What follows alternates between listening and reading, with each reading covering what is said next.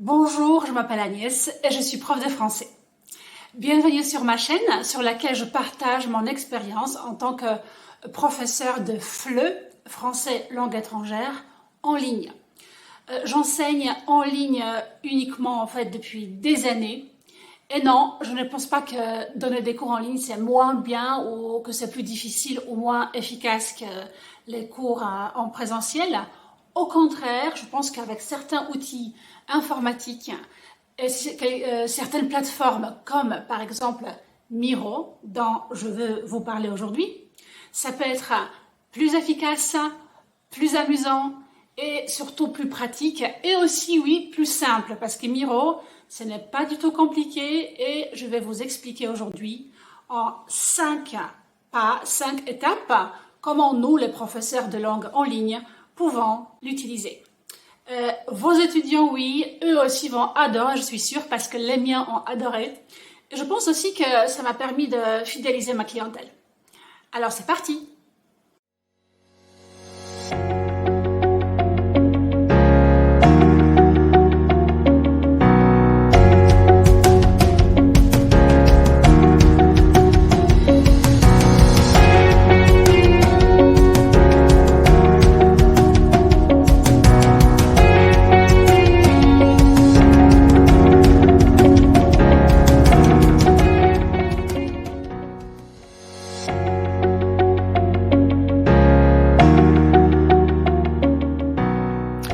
Je tiens aussi à préciser que je ne coopère en aucune façon avec Miro, mais je me contente de signaler un outil qui répond à toutes les exigences qu'un professeur de langue en ligne pourrait avoir, à mon avis.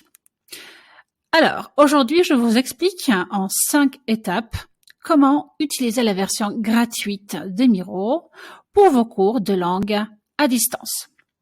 Miro est une plateforme de coopération en ligne. Ce logiciel est très développé et il a plein de fonctionnalités dont nous, les professeurs de langue, n'avons pas forcément besoin.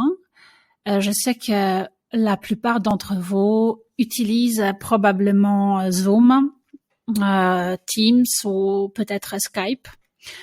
Ou peut-être que vous envoyez tout simplement un document sur l'email de votre étudiant.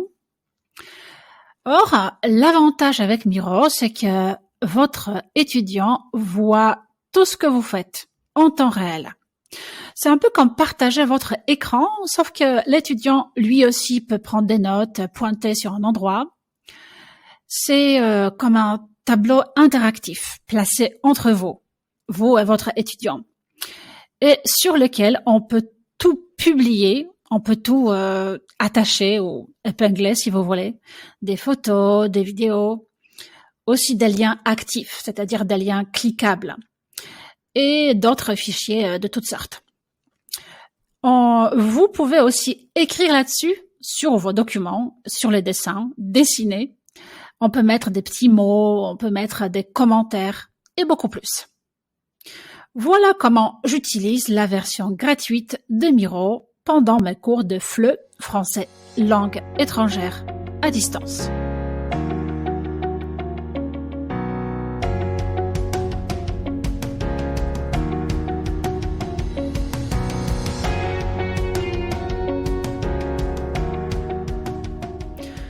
Tout d'abord, nous devons savoir comment créer un compte. Parce que bien évidemment, d'abord, il faut créer un compte gratuit. Nous allons sur miro.com et vous créez votre compte Miro comme sur n'importe quelle autre plateforme ou site de ce type.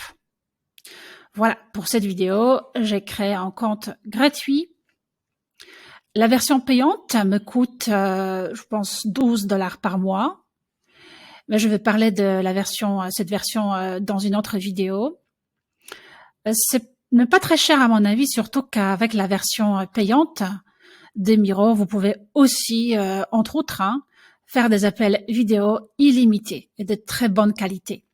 Cela vous évite de payer alors d'autres abonnements comme Zoom Pro par exemple. Mais concentrons-nous aujourd'hui sur la version gratuite. Ensuite, je vous expliquerai comment créer un tableau. Après l'inscription sur la page miro.com, vous verrez le tableau de bord ou dashboard en anglais si vous voulez. Et là, vous voyez un énorme bouton bleu, New Board. Vraiment, je pense qu'on ne peut pas le rater. On clique. Ici, on vous propose d'utiliser un modèle, mais c'est non merci. Nous allons créer notre tableau à partir de 0. Et voilà, c'est fait. C'est si simple que ça. Imaginez maintenant que tout cet espace constitue une sorte de canevas sur lequel vous pouvez écrire, dessiner, vous pouvez épingler des petites fiches, des photos, des post-it. Ici, mettre des commentaires ou même des vidéos. Tout ça, je vais vous montrer tout à l'heure. Regardons de plus près tous ces éléments que vous voyez ici. La boîte à outils à gauche, un peu comme sur Photoshop si vous connaissez. Nous allons en parler après. Ici, vous avez le titre du tableau et d'autres paramètres du tableau ici. À cette étape, il est très important de donner un titre à votre tableau. Pour ne pas vous tromper, vous allez probablement en avoir un très grand nombre. Moi, par exemple, j'ai une étudiante qui s'appelle Anna. Alors, je mets Anna, leçon 32. Voilà. À chaque fois, je crée un tableau séparé pour chaque leçon. Et hop, ça y est. Avant de partager le tableau avec votre étudiant, pensez à préparer votre cours. C'est-à-dire, mettez les documents que vous allez utiliser sur le tableau. Ne vous inquiétez pas, si vous oubliez quelque chose, vous allez toujours pouvoir ajouter une fiche ou un lien. Vous allez voir, c'est vraiment très facile et très rapide.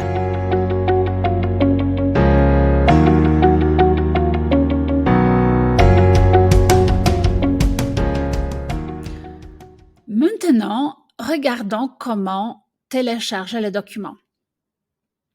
C'est peut-être la partie la plus facile. Or, moi, je mets mes fiches pédagogiques sur le tableau par un simple glisser-déposer. C'est vrai qu'il existe d'autres façons de le faire, mais pourquoi ne pas faire le plus simple? J'ai préparé au préalable un dossier qui s'appelle, voilà, démo, pour vous le démontrer. Et dans ce dossier, j'ai 2 fiches pédagogiques de chez Espace Profle. Elles sont d'ailleurs absolument géniales, hein, et aussi adaptées à l'usage en ligne par leur forme horizontale. Elles me font gagner un temps fou. Je mets aussi un document Word que mon étudiant m'avait envoyé avant sa leçon lundi. Il a écrit une courte rédaction. Je mets cette fiche aussi sur le tableau parce que nous allons, par exemple, soi-disant, la corriger ensemble pendant le cours. Allez hop, vous voyez, je glisse, je dépose et c'est téléchargé. Rien de plus facile. Après, c'est un peu n'importe quoi, hein. Moi, j'aime bien aligner ce document, y mettre un peu de structure. Cliquez sur le document pour l'agrandir ou pour le réduire.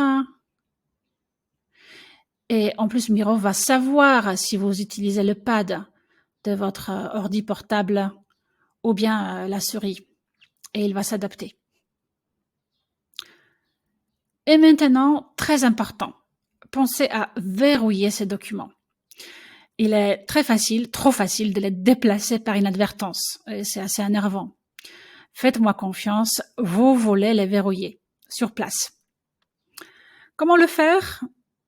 Mettez la souris sur le document et faites le clic droit. Il y a tout un tas d'options qui s'affichent. On peut faire ça aussi ici, mais j'en profite pour vous montrer où chercher les autres options utiles. Alors, soit le petit cadenas, ou sinon un clic droit et option Lock. Ça y est, ça ne va plus bouger. Si jamais vous voulez les déverrouiller, ici vous avez l'option Long Click to Unlock. Sinon, il est impossible de supprimer ou déplacer la fiche.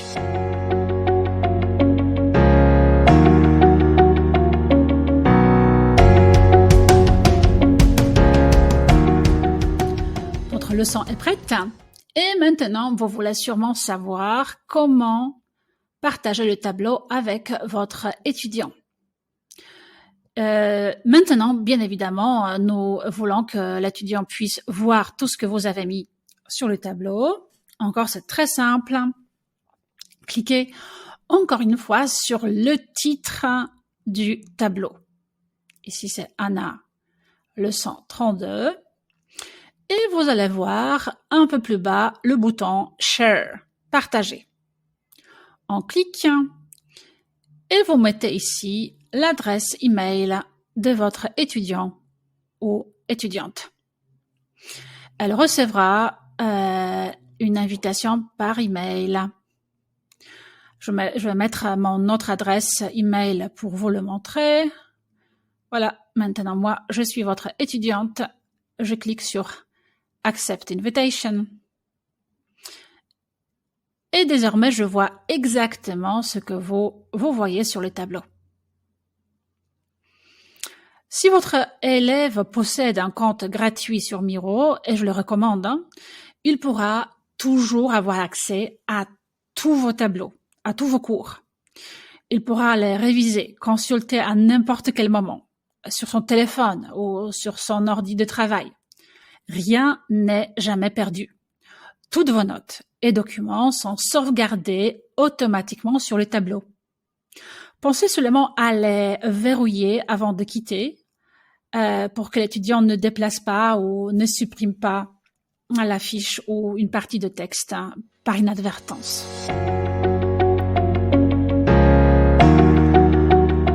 Et le numéro 5, boîte à outils. Regardons maintenant de plus près ce panneau ici à gauche. Il y a plusieurs outils ici, mais à mon avis, vous n'allez avoir besoin que de 3 ou 4. Moi, en tout cas, j'en utilise peut-être 3 au quotidien. Le premier, c'est l'outil texte. Cliquez sur le symbole T et maintenant, vous pouvez écrire et voilà. Revenons à notre rédaction, corrigez la rédaction en mettant vos corrections dessus. Voilà. Au moment où vous cliquez, vous verrez ici ce panneau s'afficher avec d'autres options. On peut agrandir le texte. Oui, s'il est trop petit, on agrandit. On peut aussi changer la couleur. En rouge, c'est plus visible. Voilà. Vous pouvez aussi le déplacer. C'est vraiment parfait pour toutes sortes d'exercices que vous pouvez remplir pendant le cours. Et l'apprenant verra le texte apparaître de son côté dans son navigateur en temps réel, même s'il est aux États-Unis à 10 000 kilomètres de vous. Voilà. Ici, nous avons exercice sur le pronom en, sur une fiche espace prof-le. Vous pouvez le trouver dans le module 8, je pense. Qu'est-ce qu'on mange aujourd'hui sur le site espaceprofle.com. Alors, il mange de la viande. Il en mange. Vous pouvez aussi commencer à faire cet exercice ensemble et ensuite demander à l'apprenant de terminer l'exercice à la maison. Quant aux autres outils, j'utilise aussi les post-it. Allez, hop, comme ça. On peut choisir la couleur. Et les flèches. Personnellement, je préfère celle-ci. Et à chaque fois, vous voyez ces options, les options pour tel ou tel outil s'afficher avec un simple clic droit. Pour ne pas oublier cet exercice terminé à la maison. Sur les post-it, on peut mettre aussi des liens. Ce sont toujours des liens cliquables. Et ce lien sera toujours là. Et l'étudiant pourra l'utiliser en révisant pour sa prochaine leçon.